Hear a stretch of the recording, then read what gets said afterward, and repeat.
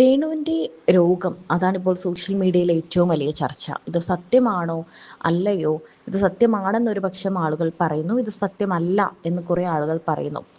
സത്യമല്ല എന്ന് പറയുന്നവരുടെ കാര്യം നോക്കുകയാണെങ്കിൽ രേണു പങ്കിടുന്ന ചിത്രങ്ങളും രേണു വീഡിയോയിൽ കാണിച്ച ഫോണിലെ ആ ലിസ്റ്റ് വരെ അല്ലെങ്കിൽ ആ മെഡിക്കൽ റിപ്പോർട്ട് വരെ ഫേക്കാണ്. അങ്ങനെ കാണിക്കണമെങ്കിൽ ഫോണിൽ ആരും സൂം ചെയ്ത് എടുക്കാതിരിക്കാനാണ് അങ്ങനെ കാണിച്ചത് എന്നൊക്കെയാണ് പറയുന്നത്. അതേസമയം ഇപ്പോൾ എന്തായാലും രേണുവിൻ്റെ പഴയ വീഡിയോകളിലെ പോലെ നെഗറ്റീവ് കമൻറ്റുകളോ നെഗറ്റീവ് ചീത്തവിളികളോ ഒന്നും ഇപ്പോൾ രേണുവിനില്ല എന്നതാണ് ഏറ്റവും പെൺകുട്ടിയെ സംബന്ധിച്ചിടത്തോളം, ആ സ്ത്രീയെ സംബന്ധിച്ചിടത്തോളം ആശ്വാസകരമായൊരു കാര്യം. ഇപ്പോൾ എല്ലാവർക്കും നന്ദി പറഞ്ഞുകൊണ്ട് രേണു രംഗത്ത് വന്നിരിക്കുകയാണ്. തൻ്റെ മകൻ ഋതപ്പനോടൊപ്പമാണ്. തൻ്റെ കുഞ്ഞിന് വേണ്ടി താൻ തിരിച്ചു വരട്ടെ, കുഞ്ഞിന് വേണ്ടിയാണ് എല്ലാ അമ്മമാരും ജീവിക്കേണ്ടത്, എല്ലാവരും തങ്ങളുടെ കുഞ്ഞുങ്ങൾക്ക് വേണ്ടി സന്തോഷമായിട്ട് ജീവിക്കണം എന്നൊക്കെ പറഞ്ഞുകൊണ്ടാണ് രേണു വരുന്നത്. തനിക്ക് ഉറപ്പുണ്ട് താൻ ഈ അസുഖത്തിൽ നിന്നും പോരാടി തിരിച്ചു വരുമെന്ന്. കാരണം അത് മാത്രമേ താൻ ചിന്തിക്കുന്നുള്ളൂ. തനിക്കിത് ഭേദമാവും, താൻ തിരിച്ചു വരും, ഡോക്ടർമാരെ താൻ ദൈവമായിട്ട് കാണുന്നു, ഇത് മാത്രമേ താൻ ചിന്തിക്കുന്നുള്ളൂ എന്നാണ് രേണു പറയുന്നത്.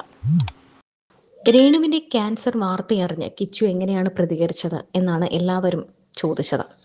കിച്ചു തന്നെയാണ് നമ്മുടെ രേണുവിൻ്റെ രണ്ടാമത്തെ മകൻ. അതായത് രേണു പ്രസവിച്ച മകന് മുൻപേ തന്നെ പ്രസവിക്കാതെ മകനായ ആളാണ് കിച്ചു എന്ന് രേണു പലപ്പോഴും പറഞ്ഞിട്ടുണ്ട്. കിച്ചുവും രേണുവും ഒന്നിച്ചുള്ള ആദ്യത്തെ ഇൻ്റർവ്യൂസിലെല്ലാം മകനെ ചേർത്ത് പിടിക്കുന്ന ഒരു അമ്മയും അമ്മയെ ചേർത്ത് പിടിക്കുന്ന ഒരു മകനും തന്നെയായിരുന്നു ഇരുവരും. പിന്നീട് രേണു മോഡലിങ്ങിലേക്കൊക്കെ ഇറങ്ങി ആൽബം ഷൂട്ടും ഉദ്ഘാടനവും അങ്ങനെ വീഡിയോയും റീലുകളിലൊക്കെ നിറഞ്ഞു നിന്നപ്പോൾ ഇവർ തമ്മിലുള്ള അകൽച്ച വർദ്ധിച്ചു. കിച്ചു കൊല്ലത്തേക്ക് പോയി, രേണു ഇവിടെ തന്നെ നിന്നു. അങ്ങനെ ഇവർ തമ്മിലുള്ള അകൽച്ച വർദ്ധിക്കുമ്പോഴും അങ്ങോട്ടും ഇങ്ങോട്ടും കോൾ ചെയ്യുന്നുണ്ട്, ഇടയ്ക്കൊക്കെ കാണുന്നുണ്ട്. എന്നാൽ ഇതിനിടയ്ക്ക് എല്ലാം തുറന്നു പറഞ്ഞുകൊണ്ട് കിച്ചു ഒരു വീഡിയോ പങ്കുവച്ചു. അതിന് രേണു പ്രത്യേകിച്ച് റിയാക്റ്റ് ഒന്നും ചെയ്തില്ല. എന്നാൽ അതുവരെയും കിച്ചു തൻ്റെ സ്വന്തം മോനാണ്, സ്വന്തം മോനെ പോലെ നോക്കിയതാണെന്നൊക്കെ പറഞ്ഞ് രേണുവിൻ്റെ ഒരു പ്രതിച്ഛായ അവിടെ മാറുകയാണ് ചെയ്തത്. ഇവർ തമ്മിലുള്ള അകൽച്ച പബ്ലിക്കായി. അത്രയും നാളും പ്രൈവറ്റ് ആയിരുന്നു ഇവരുടെ അകൽച്ചകളെല്ലാം, അതോടെ പബ്ലിക്കായി. ഋതപ്പനെ കാണാൻ അപ്പോഴും കിച്ചു അന്ന് വീട്ടിലെത്തിയിട്ടുണ്ടായിരുന്നു. ഇപ്പോൾ രേണു പറയുന്നത് കിച്ചു ശരിക്കും പറഞ്ഞാൽ ഇതുവരെയും ഈ കാര്യം അറിഞ്ഞോ അറിയില്ലോ എന്ന് തനിക്കറിയില്ല, എന്താണെങ്കിലും ഇതുവരെയും ഒരു കാര്യത്തിനും വിളിച്ചിട്ടില്ല എന്നാണ്. ഈ വാർത്ത അറിഞ്ഞിട്ടോ എന്തെങ്കിലും കാര്യത്തിനോ ചോദിക്കാനോ പറയാനോ വിളിക്കുകയോ തന്നെ കാണാൻ വരികയോ ഒന്നും കിച്ചു ചെയ്തിട്ടില്ല എന്നാണ് രേണു പറയുന്നത്. ഇതിൽ രേണു എന്ന അമ്മയുടെ സങ്കടമുണ്ട്. ഇതിൽ കമൻ്റായിട്ട് എല്ലാവരും പറയുന്നത്, രേണു നിനക്ക് ഒരിക്കലെങ്കിലും ഭക്ഷണം തന്നിട്ടുണ്ടെങ്കിൽ, ഒരിക്കലെങ്കിലും നീ അവരെ അമ്മയെന്ന് വിളിച്ചിട്ടുണ്ടെങ്കിൽ നീ അവരെ വിളിക്കണം, പോയി കാണണം. കഴിഞ്ഞതെല്ലാം മറന്ന് ഈ ഒരു ദുഃഖത്തിൽ, ഈ ഒരു ഘട്ടത്തിൽ അവരെ കൂടെ താങ്ങായി നിൽക്കേണ്ടത് ഭർത്താവില്ലാത്തത് കൊണ്ട് തന്നെ മൂത്ത മകനാണ്. എന്നാണെങ്കിലും ഋതുവിനെ മുൻപേ തന്നെ കിച്ചുവിനെയാണ് രേണു സ്വന്തം മകനായി എടുത്തത്. സ്വന്തം മകൻ എന്ന് രേണു ഉറപ്പിച്ചത് കൊണ്ടാണ്, അല്ലെങ്കിൽ രേണുവിൻ്റെ മനസ്സിൽ ഇതെൻ്റെ മകനാണ് എന്ന് ഒരു സ്നേഹം വന്നതുകൊണ്ട് തന്നെയാണ് അവർ ആ വിവാഹ ബന്ധത്തിലേക്ക് കടന്നത്.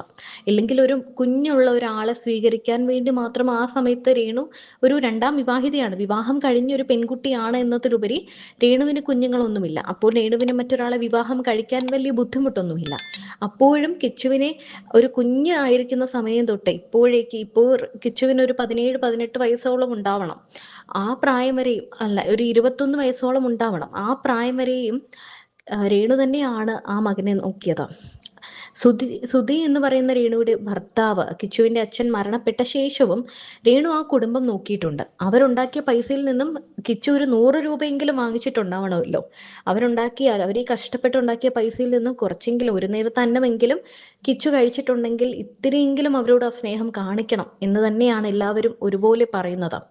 കളിയാക്കുന്നവരും പരിഹസിക്കുന്നവരും ഒക്കെ ഉണ്ടായിരിക്കാം, പക്ഷേ ഈ സമയത്ത് അതൊന്നുമല്ല ആവശ്യം, പ്രാർത്ഥനയാണ്.